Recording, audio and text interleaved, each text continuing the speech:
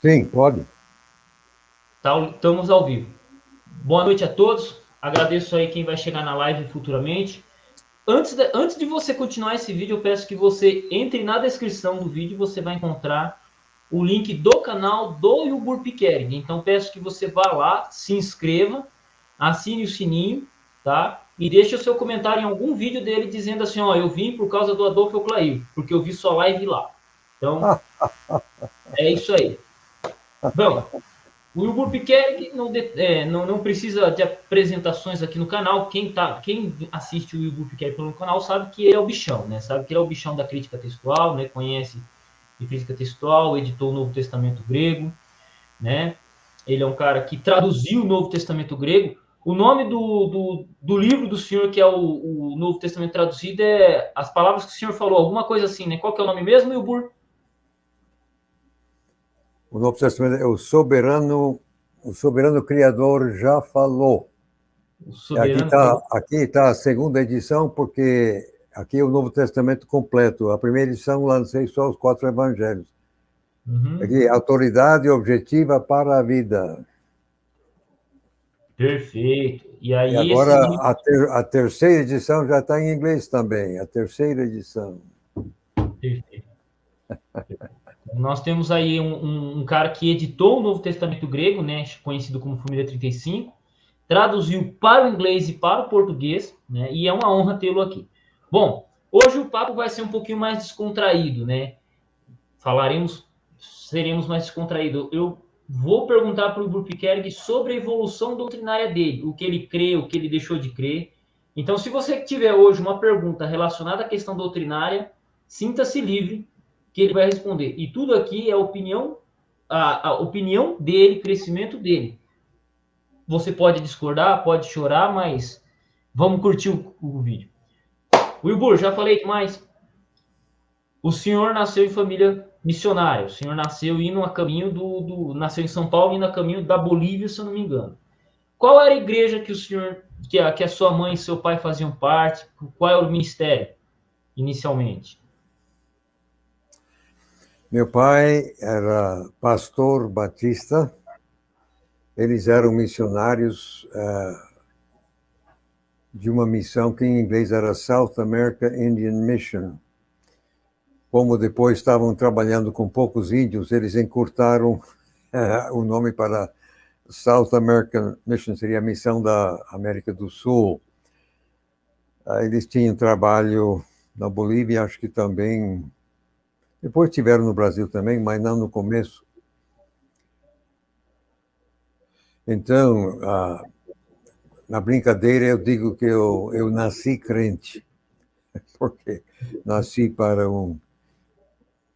pais evangélicos, aliás, missionários, e desde a minha infância, então, eu fui criado dentro do evangelho. E a visão era uma visão, digamos, batista, já que o pai era pastor batista. A missão, no entanto, era não denominacional, era teologicamente conservadora, mas você não tinha de ser batista ou qualquer outra coisa para ser membro, né? Agora, naturalmente, eles tinham uma declaração doutrinária, né, que você tinha de adotar. Perfeito. E sendo batista, então o senhor logo o senhor disse que cresceu numa questão batista. Mas houve algum momento que o senhor questionou alguma questão da fé batista? O senhor é calvinista, arminiano? O senhor pode falar um pouquinho sobre isso? Depois eu quero fazer uma outra pergunta para o senhor relacionado aos batistas, né? Olha, você sabe, uma criança meramente recebe o que é ensinado. Sucede, no entanto, que com 7 anos de idade, meus pais me mandaram para um internato, uma escola internata para filhos de missionários, só que era na Bolívia mesmo, mas é que a escola era de outra missão. the Bolivia Indian Mission. Essa missão era composta de ingleses, australianos e nova-zelandeses. Então, a escola, de fato, tudo acontecia em inglês, porque todos os pais, enfim, todo mundo era de fala inglesa. Eles aceitavam filhos de missionários de outras missões, foi o meu caso. Mas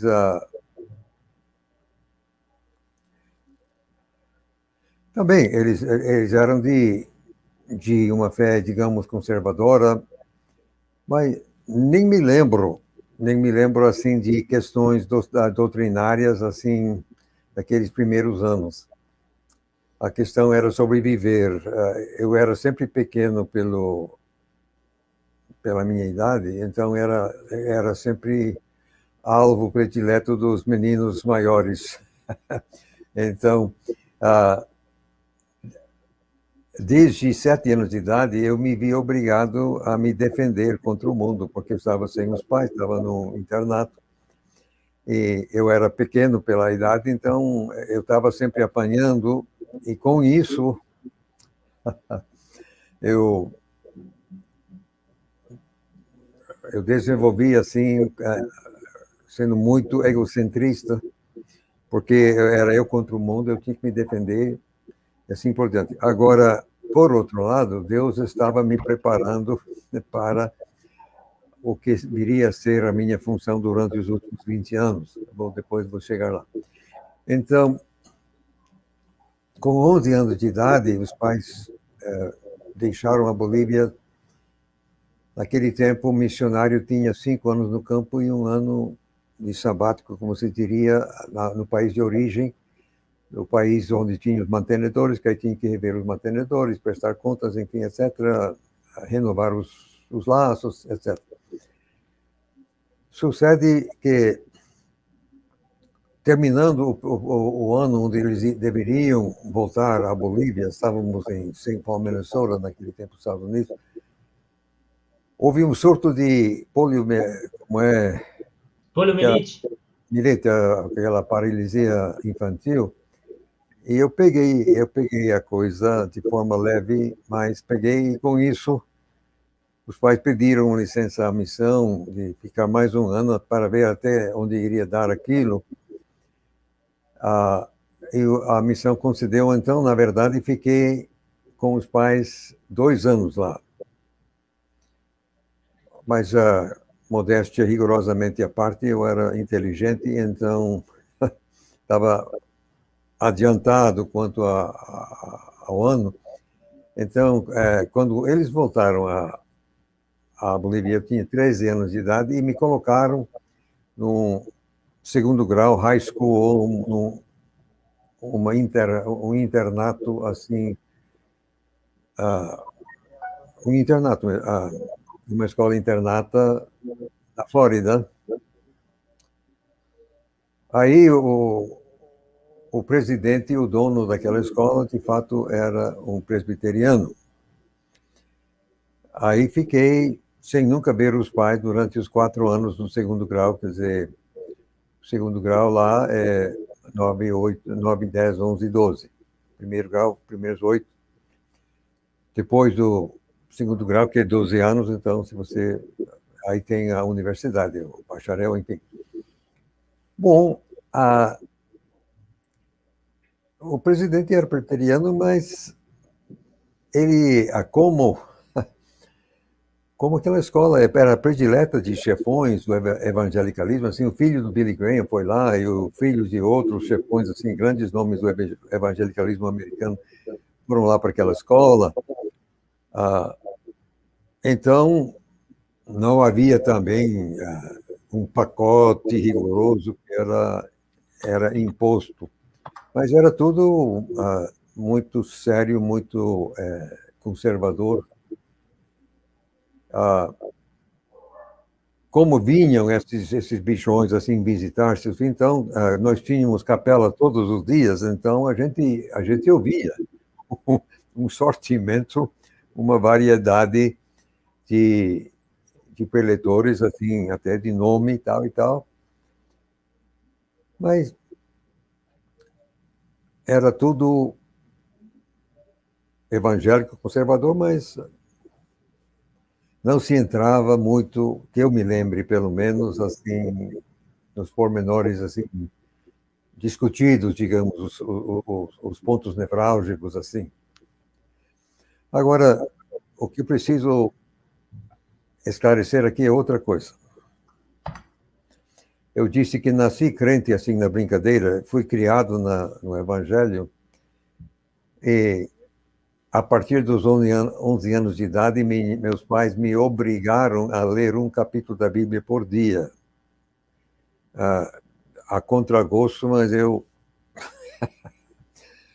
mas eu agradeço a Deus por essa atitude dos pais, porque a palavra de Deus é a espada do Espírito Santo. E mesmo você lendo a palavra assim, a contragosto, e obrigado, mas acontece que você mexe com uma espada, de repente você pode ser cortado. O fato é que, quer eu gostasse, quer não, eu estava memorizando. Tinha muita coisa da palavra de Deus dentro de mim, mas eu não era, de fato, regenerado ainda.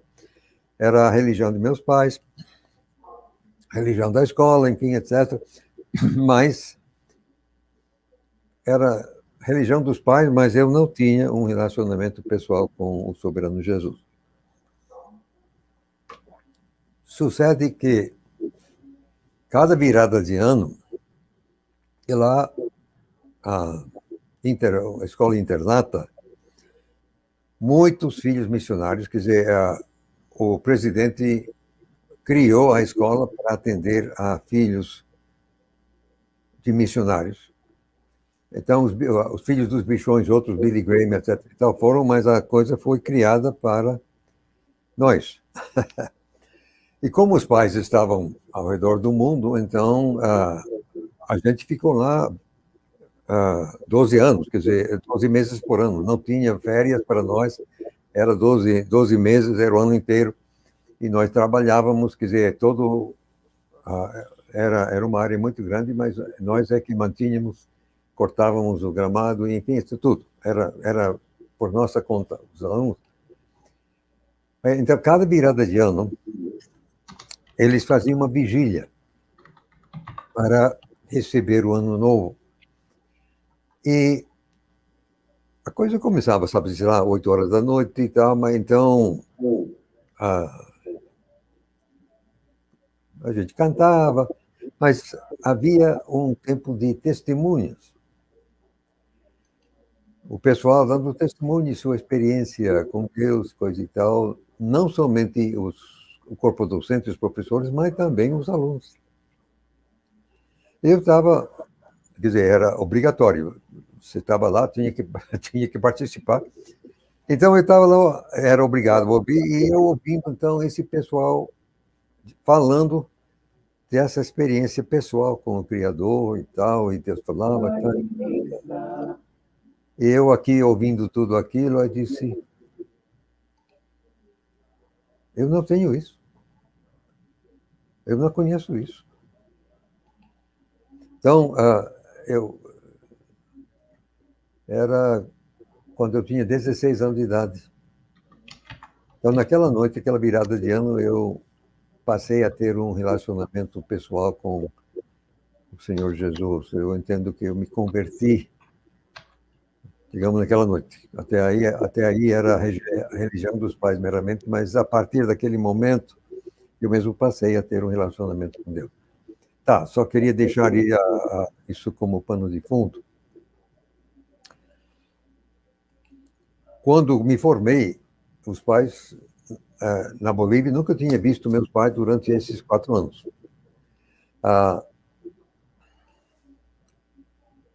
O presidente me chamou depois da formação, quer dizer, a formatura, eu já formado, tinha que ir embora, não tinha mais nada para mim ali. E o presidente me chamou, me entregou um envelope na mão, que era uma cartinha de meus pais, colocou também 27 dólares de pedaço assim na minha mão e passagem de ônibus até St. Paul, Minnesota. Eu estava na Flórida, onde eu tinha uma tia, eu iria, havia sido combinado, eu iria para lá e ficar com eles um tempinho. Aí eu abri o envelope, tinha uma nota muito singela dos meus pais. Em inglês era Root Little Hog or Die. Fuça, porquinho ou morre. O que nós podíamos fazer por você já fizemos. Assim, na lata. Eu estava com 17 anos e 2 meses. Pronto. Aí cheguei lá na casa da tia, fiquei um ano, como era muito novo, 17 anos, mal formado, eu não queria começar a universidade assim cedo, porque até 16 anos eu sempre era muito pequeno pela idade, então até mesmo no segundo grau, no high school, estava sempre apanhando dos meninos maiores lá. E, novamente, eu sozinho no mundo, eu contra o mundo. Então, esse problema do egocentrismo não havia como melhorar. A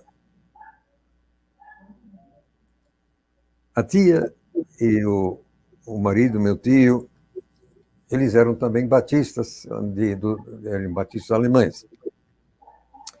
E, naturalmente, eu fui com eles na igreja cada domingo.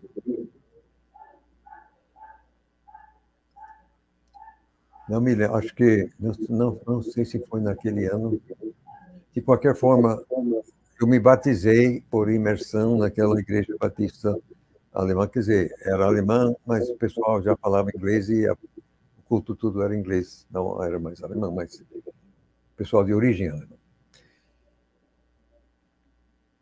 Então, a pregação também naquela igreja era muito conservadora, dentro da Bíblia, uma visão batista, mas também eles não entravam muito nas questões.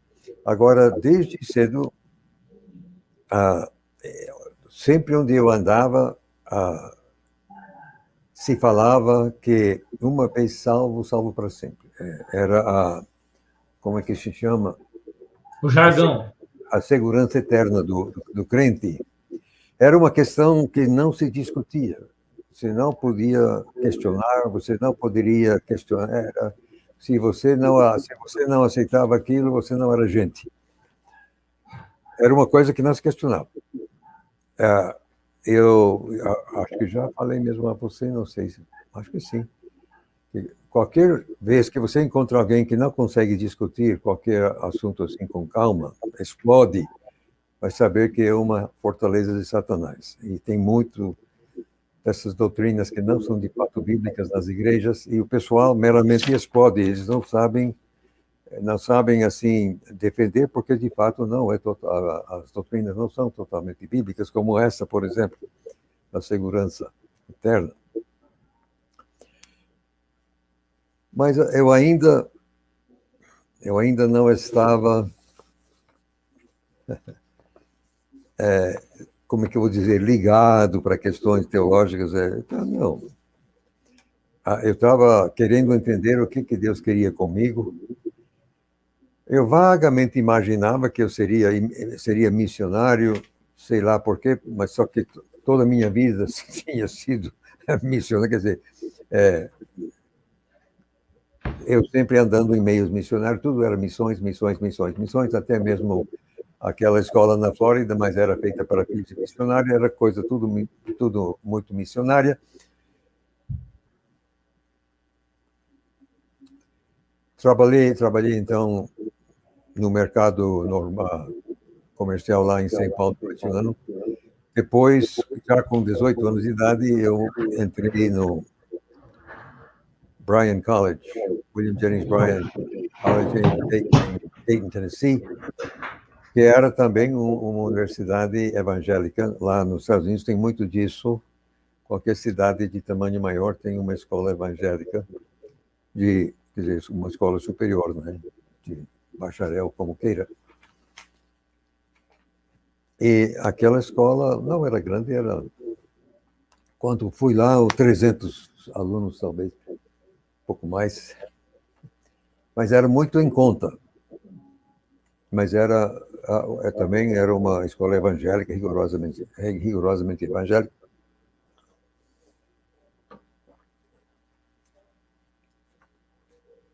Não me lembro também, não se seguia não se impunha uma certa linha rigorosa, assim, não se impunha uma linha presbiteriana, uma linha batista, uma linha assembleiana. Que nos Estados Unidos também tem muita coisa que se chama de Bible Church, que geralmente a doutrina deles é em direção batista ou então presbiteriano, mas que eles não têm vínculo com nenhuma dessas denominações, não. Tá. Um dia eu vou chegar. Eu estava me preparando lá, meramente um curso universitário que sem bacharel você não era nada, então era um curso de artes liberais, como se chama, assim, literatura, essas coisas, história, matemática. E eu comecei, de fato, com ênfase em matemática. Mas o que eu quero, isso não vem ao caso muito. Mas como era uma escola evangélica, outra vez tinha capela, todos os dias essa capela era obrigatória. Então, mas aí um sortimento de preletores, além naturalmente do corpo docente, etc. e tal. E um dia, acho que eu já estava no terceiro ano. Lá também eu trabalhava o tempo todo, que eu não tinha dinheiro para pagar o curso, então eu trabalhava pela escola para pagar o meu curso. Então eu estava sempre, além de estudar, estava sempre trabalhando. Então, de tudo, eu sou jardineiro, sou carpinteiro, sou pintor, sou cozinheiro, sou garçom, eu já fiz de tudo um pouco. Como os pais, fuça, porquinho, morre. Aí eu fucei, estou aqui, a gente fazia o que tinha que fazer. Mas acho que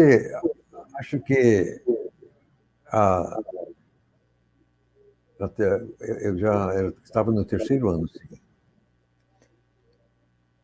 Nós tínhamos preletores bons, e também Bíblia era uma matéria obrigatória. Quer dizer, você estudava história, literatura, matemática, outras coisas, mas você tinha que ter uma matéria de Bíblia cada semestre.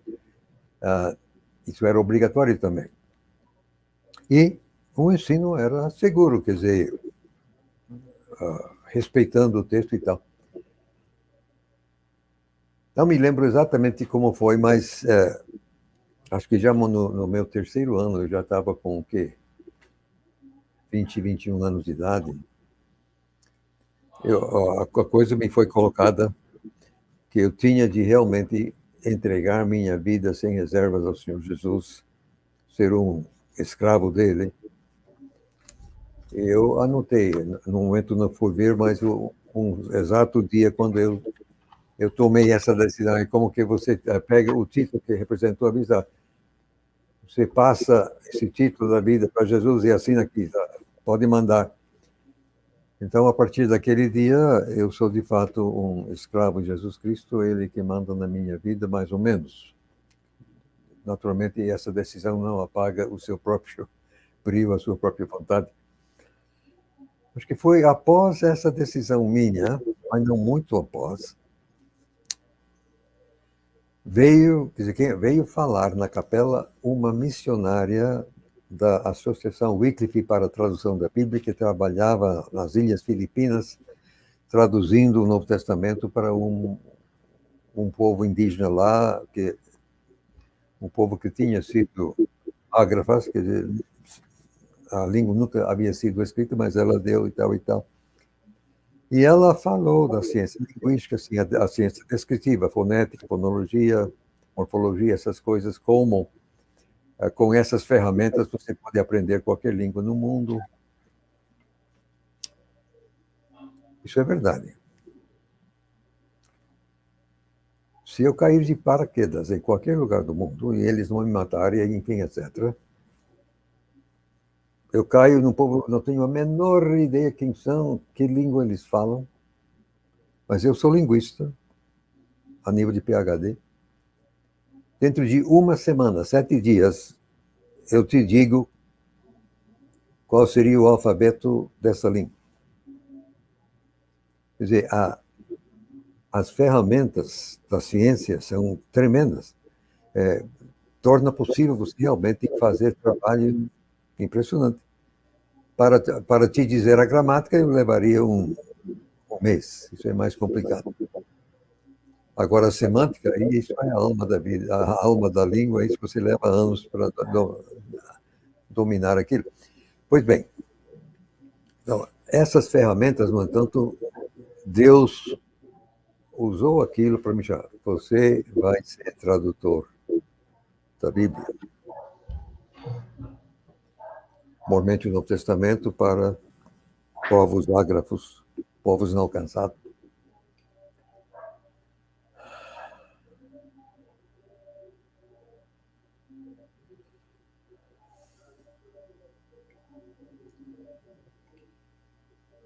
Aí eu estudei grego, fiz 2 anos de grego ali, grego do Novo Testamento.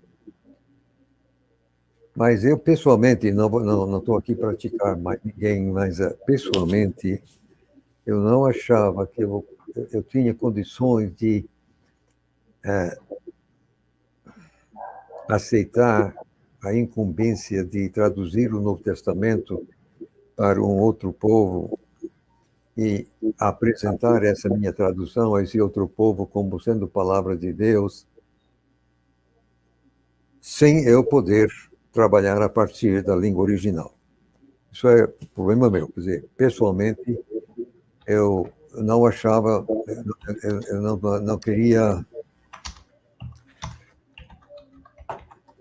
queria, assumir essa responsabilidade. Então, quando me formei, na verdade, no 3º ano, eu estava enfatizando. Está vendo um eco aqui com o meu som, desculpe.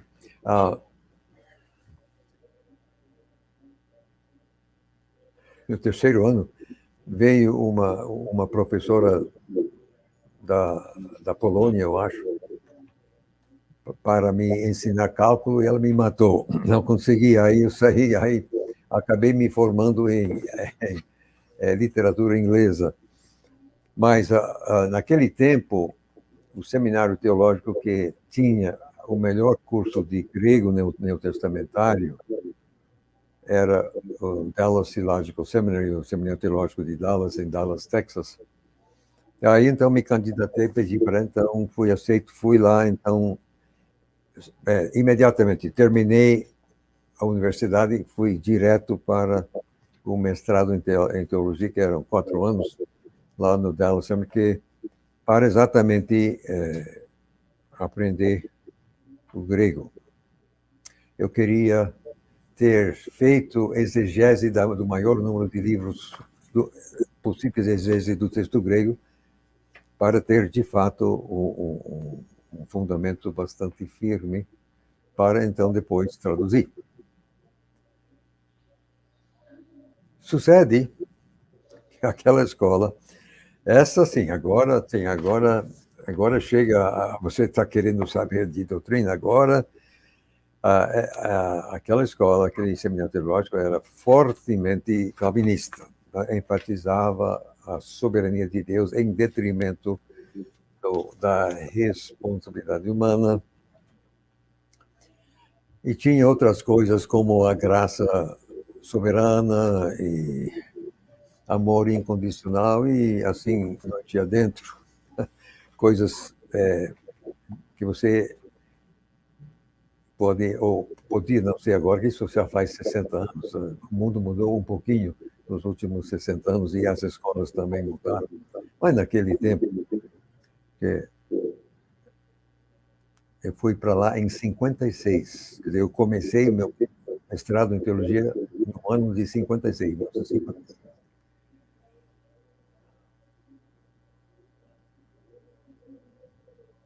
Bom,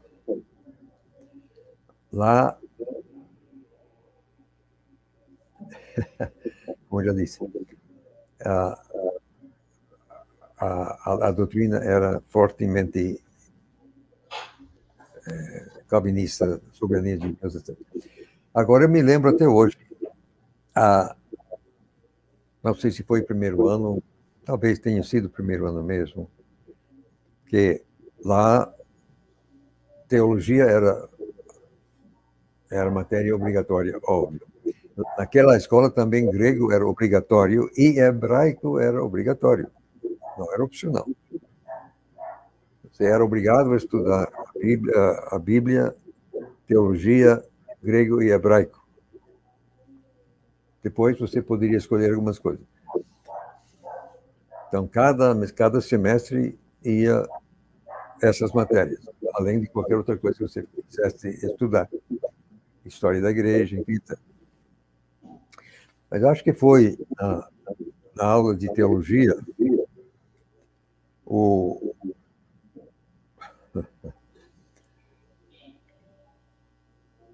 professor meramente leu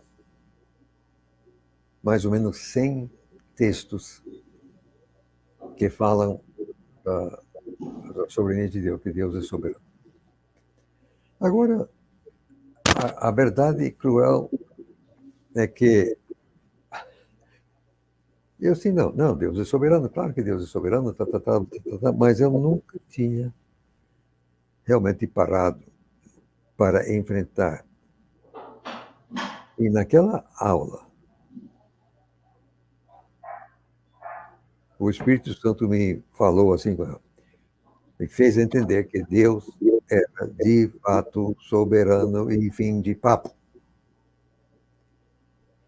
E eu entrei assim, num momento, um dos poucos talvez, pelo menos um dos momentos de perfeita adoração que eu já experimentei na Bíblia, na vida.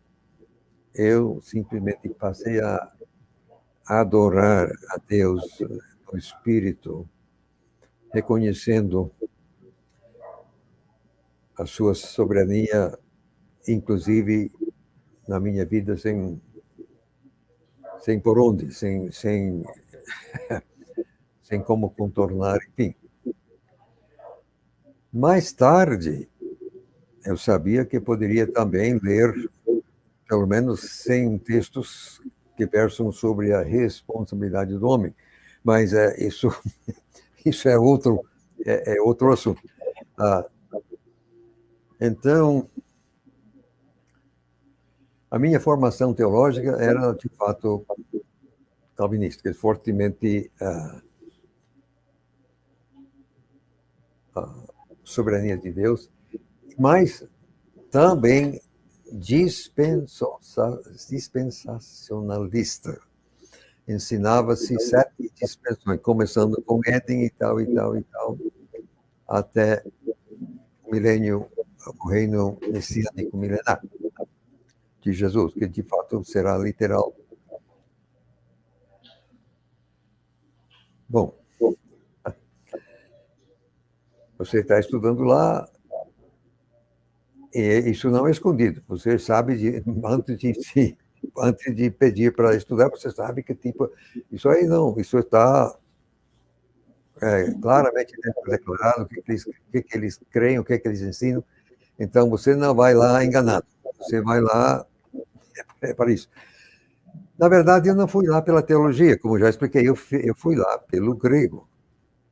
E, de fato, eu paguei cada matéria de grego que eles ofereciam. Tanto assim que um dia o Deão me chamou para seu escritório e disse: rapaz, para com isso, você está exagerando. Você está pagando matérias demais de grego e você tem que estudar outras coisas. Eu agora estou te proibindo de pagar qualquer outra matéria de grego, quer dizer, a não ser as obrigatórias. Né? Que eu tava toda a matéria de exegese de livro daqui, dali.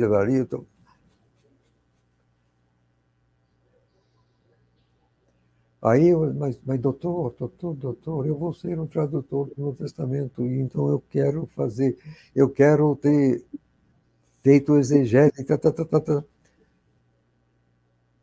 Aí ele olhou para mim, aí disse: bom, eu vou permitir que você faça, mas você fará como ouvinte. Você não vai receber crédito. Você vai pagar a matéria, mas você não vai receber crédito. Você vai fazer como ouvinte. Assim, doutor, estou nem aí com o crédito. Eu quero eu quero conhecer o texto. Muitíssimo obrigado. E assim ficou. Eu segui pagando as matérias, mas sem receber crédito por eles. Quer dizer, de grego estamos submetendo. Bom, aí, como eu queria ser tradutor do Novo Testamento para línguas ágrafas, línguas não alcançadas, e naquele tempo, praticamente a única missão que trabalhava com isso concentrada era exatamente a Associação Wycliffe para a Tradução da Bíblia, Wycliffe Bible Translators. Também tinha o lado acadêmico, que era Summer Institute of Linguistics, Sociedade Internacional de Linguística. Então, fui lá nos verões para estudar linguística com eles. Eles davam curso disso nas férias de verão à Universidade de Oklahoma, em Norman, Oklahoma. Então, a gente tinha que ir lá para estudar. Mas também lá era tudo evangélico, só que lá o pessoal não era calvinista. O pessoal lá era mais do lado arminiano. Também eles não eram fortemente teológicos. Aliás, o fundador daquela missão, o Cameron Townsend, ele não gostava de teólogo. Ele, quando ele era jovem, ele era colportor de Bíblia na Guatemala, e ele havia tido algumas experiências assim desagradáveis com alguns professores de teologia. Então, ele chegou a dizer que ele preferia ter como bartender, o que seria alguém que vivia servindo bebidas alcoólicas, um bartender convertido do que um teólogo na missão. E, aliás, isso era uma característica daquela missão, um ponto muito fraco, aliás, daquela missão. Isso é outro assunto. Então, entrei naquela missão, mas, devido a algumas pequenas circunstâncias, eles me colocaram como em inglês é probation, não seria, o que seria exatamente isso em português? Você está sob observação, você não está totalmente aceito. Você é membro, mas é membro condicional. Aquilo foi, para mim, foi muito negativo, porque isso, a minha reação foi, foi cair assim numa postura defensiva. Isso espiritualmente não é bom. Isso foi muito negativo para mim e com isso eu passei algum tempo já missionário, já trabalhando aqui no Brasil, indo até para a tribo apurinana, em Purus, no Amazonas, enfim, etc. Casei no Brasil, mas com moça que eu conheci naquele curso de linguística nos Estados Unidos, americana, já está com Jesus, ela faz 16 anos, mas nós fomos juntos para a tribo, enfim.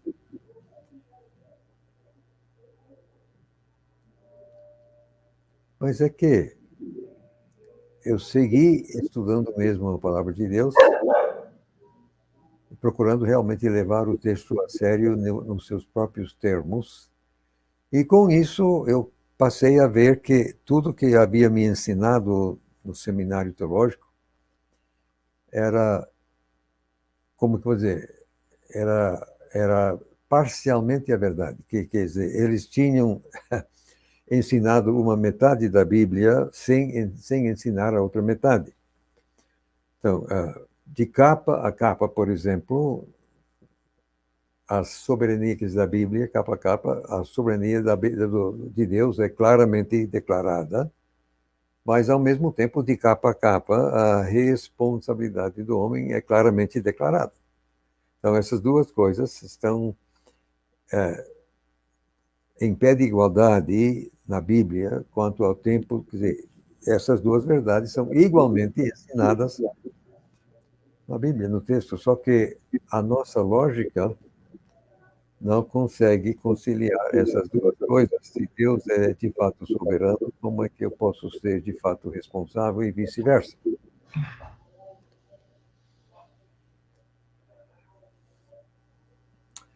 O que a maioria das igrejas tem feito é eu ficar com um lado ou com o outro. Então, as igrejas, digamos, que são chamadas de calvinistas, então ficam com os textos que versam sobre a soberania e quase não tocam assim na responsabilidade do homem. Já outras igrejas, tipo mais, digamos, arminiano, como o pessoal fala, né?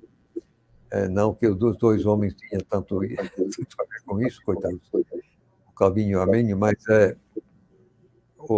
os ditos arminianos, então, eles enfatizam a responsabilidade do homem em detrimento, às vezes, da soberania. Mas eu aqui, eu vou fazer o quê? A Bíblia ensina claramente as duas coisas. Se eu não entendo, não é problema de Deus, isso é problema meu. Então, eu digo, não, eu tenho que segurar as duas coisas em pé de igualdade. Deus é soberano, eu sou responsável. Agora, o lado de Deus é que ele vai resolver. Muito obrigado. Eu não preciso me preocupar com a soberania de Deus. Eu nada posso fazer quanto a isso. Meu problema é exatamente a minha responsabilidade. Mas eu, sem nunca... O momento não permite, mas quando eu era mais novo, em outros lugares, eu posso dar até uma ilustração física da coisa. Mas a gente pode falar, vamos supor que a minha... Geralmente eu uso com as pernas e eu fico realmente andando com uma perna, pulando com uma... Mas se uma mão representa a soberania de Deus e a outra a responsabilidade do homem, com os pés, então, eu posso ficar pulando numa perna. Deus é soberano, Deus é soberano, Deus é soberano, Deus é soberano. Mas isso, obviamente, é muito cansativo, depois você não consegue manter o equilíbrio. Posso fazer o contrário. Eu sou responsável. Igual, mesma coisa. Fisicamente, eu consigo pular com os dois juntos, mas também é muito cansativo isso, e espiritualmente não sei como funciona. O que se tem que fazer é alternar. É assim que a gente anda. Deus é soberano, eu sou soberano. E quanto mais rapidamente você trocar os pés, mais rápido você corre. Quem sabe um dia eu vou levantar voo. Aí, levantar, usando os dois ao mesmo tempo. E aí outras coisas, quer dizer, as igrejas estão cheias de doutrinas que têm base bíblica, mas a base é parcial. Não é a Bíblia toda. Às vezes, é simplesmente uma dedução lógica a partir de um pressuposto e que não tem fundamento. Por exemplo, onde eu estudei, falava-se na graça soberana. Não está na Bíblia isso é uma pura invenção dos homens. Nenhum atributo de Deus pode ser soberano, porque cada atributo de Deus tem que respeitar os demais atributos. Deus é soberano, aí sim. Deus é soberano. Mas nenhum atributo de Deus pode ser soberano. Não, tem que respeitar os demais atributos. Não existe, portanto, graça soberana, mas o pessoal olá, aquilo, e vai aí até, chegam até ao fatalismo, né?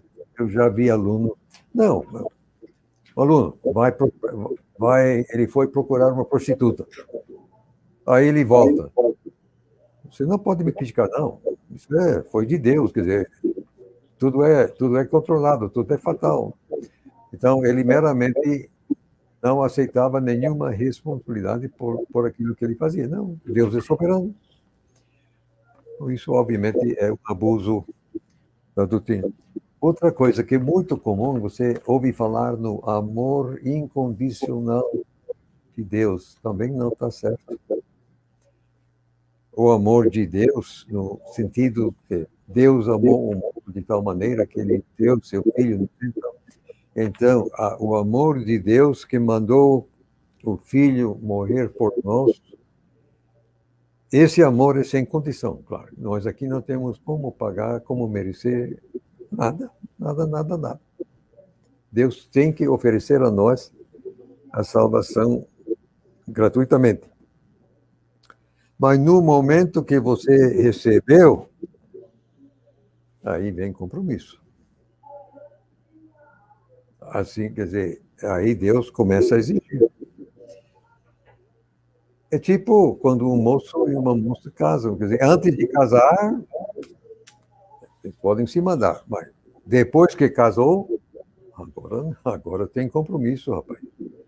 Agora, o amor agora é exigente. É recíproco. Não, o amor é exigente. O amor não é incondicional. Quer dizer, na prática pode ser oferecido. Deus oferece que nós não temos. Mas uma vez que nós abraçamos, aí o amor é exigente. Esse problema se salvação é sem obras ou com obras. O pessoal gosta de ler, por exemplo, Efésios capítulo 2, verso 8. De graça sois salvos. Deus não é de obras para que ninguém se glorie. O pessoal faz questão de não ler o verso 10. Só que o verso 10 diz que nós fomos criados para as boas obras. Então, nós não somos salvos por obras, mas fatalmente e rigorosamente somos salvos para boas obras. É aquilo que está na carta de Tiago.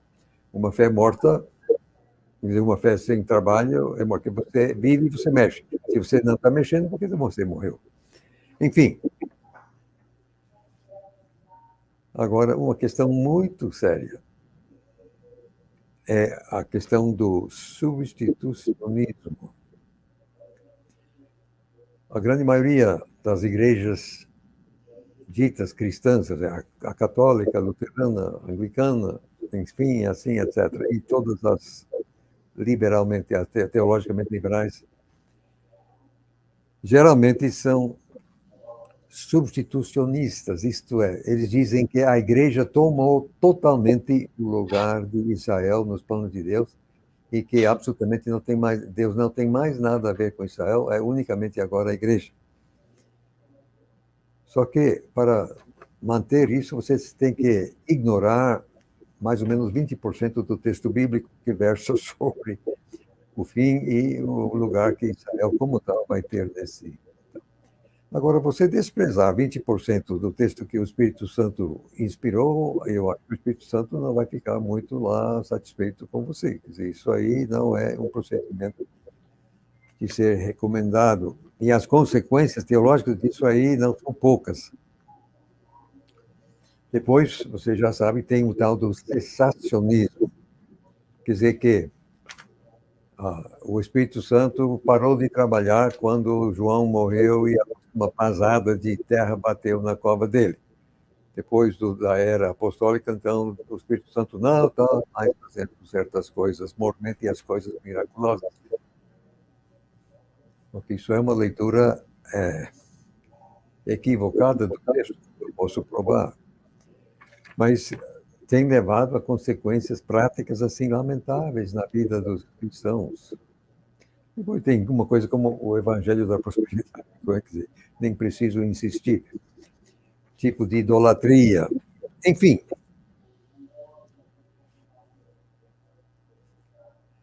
Agora,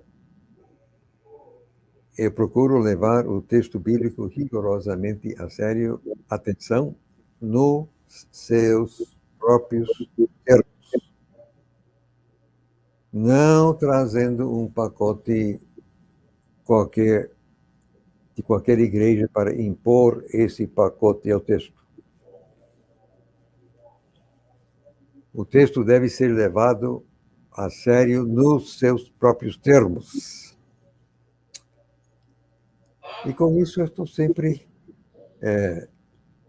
sendo surpreendido pelo Espírito Santo. Há pouco tempo ele trocou totalmente minha visão do batismo, por exemplo.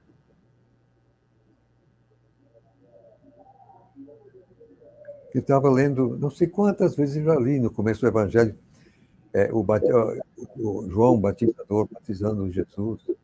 Eu não sei, já li centenas de vezes, mas ele disse, eu batizo com água, mas ele vai batizar com Espírito Santo e fogo. Eu nunca tinha. Aí, de repente, como que a coisa pulou da página, epa. Agora eu estou aqui com 80 e mais 85 anos, eu tinha servido. Aí eu perguntei, isso aí foi recente, há pouco tempo, 2 ou 3 anos. Aí eu perguntei, quando foi que Jesus me batizou com o Espírito Santo? Eu tenho o Espírito Santo. Mas quando foi que isso aconteceu? Que é Jesus que batiza. É Jesus que batiza com o Espírito Santo. Aí eu voltei ao texto e fui ver de Gênesis capítulo 1, ver tudo quanto que tem, pelo menos 8 batismos diferentes na Bíblia. Escrevi um artigo, está em português, qualquer um pode ter. Em inglês também, está gratuitamente no meu site na internet. Também acho que deve estar no apêndice do Novo Testamento. O Soberano Criador já falou que tem 54 artigos no apêndice, acho que um deles é sobre o batismo. Eu entendo agora, já que levantei a questão, é que Jesus te batiza com o Espírito Santo no momento que você crê para dentro dele. Você estava do lado de fora, você crê para dentro. Naquele momento ele te batiza com o Espírito Santo, você recebe o Espírito Santo, você recebe a nova natureza e assim por diante. Enfim, e as idolatrias diversas que estão nas nossas vidas e tal. Eu levo muito a sério a parábola. Não sei se é parábola, não era bem parábola, é meramente um fato de Jesus falando que ninguém colocava vinho novo em odre velho, porque se você coloca vinho novo em odre velho, você sabe, era couro, vai arrebentar. Você vai perder o vinho e também perder o odre. O odre era feito com couro de animal e, enquanto o couro é novo, o couro tem alguma elasticidade. Então, você coloca vinho, porque o vinho novo ainda está fermentando, ainda está mexendo, criando gás. Então, você coloca vinho novo, odre novo, assim, o couro ainda é novo, então o couro pode. Mas uma vez que o odre está velho, o couro fica petrificado. O couro fica sólido, quebradiço. Você não pode movimentar o couro. Quebra. Tá. Estou aqui falando. Estou num live. Depois eu desço. Quando terminar, Deus abençoe. Um irmão entrou ali querendo me cumprimentar. Aliás, que horas são? Agora é 8h55.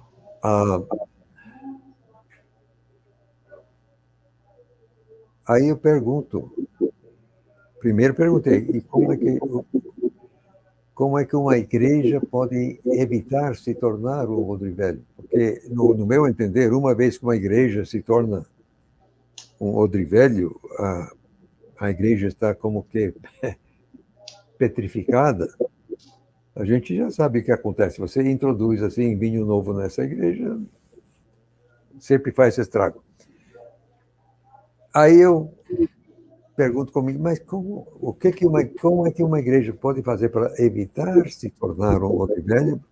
E depois, como que eu pessoalmente posso fazer para evitar também eu me tornar um odre velho?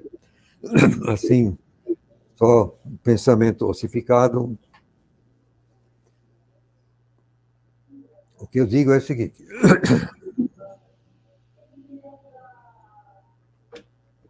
a única maneira de evitar se tornar um odre velho é estar sempre no texto bíblico, mas sempre também com as antenas ligadas para ouvir o Espírito Santo. Para o Espírito Santo permitir que o Espírito Santo te diga, isso aí. O que você foi ensinado não bate com isso aí. Olha bem isso aí. Com isso, eu estou sempre atualizando o meu pensamento sobre pormenores, as doutrinas fundamentais da fé, não. Deus é Deus, Deus é trino, salvação por Jesus, quer dizer, a Bíblia é sagrada. As doutrinas fundamentais eu não estou mexendo. Mas eu digo assim, pormenores. Então eu procuro levar o texto bíblico nos seus próprios termos, ouvindo o autor maior desse texto, o Espírito Santo. Por momentos. E ele me surpreende. Eu estou com 87 anos. Eu não parei de aprender ainda, não. Eu ainda estou aprendendo. Ainda estou procurando ouvir.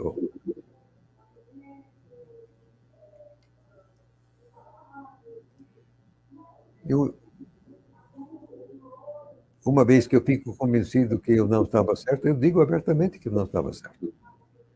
Eu não estou aqui para me defender, assim, para manter assim uma postura de um super santo, sabe-se lá. Não. Por exemplo, esse artigo sobre batismo, eu declaro claramente o que eu pensava antes e porque não, está aí. Não estou aqui para esconder nada. Meu compromisso não é comigo, meu compromisso é com Jesus e seu reino e com a sua palavra. Eu sou um utensílio, eu sou um servo, eu sou o que sou pela graça de Deus. Então, eu sou perigoso, eu sempre falo mais do que você queria ouvir. Não, tranquilo. Vou ter que fazer uma segunda parte dessa live, tá, Hugo? Mês que vem a gente vai ter que dar continuidade a esse assunto, né? Porque... Sim, deixa eu esclarecer uma coisa.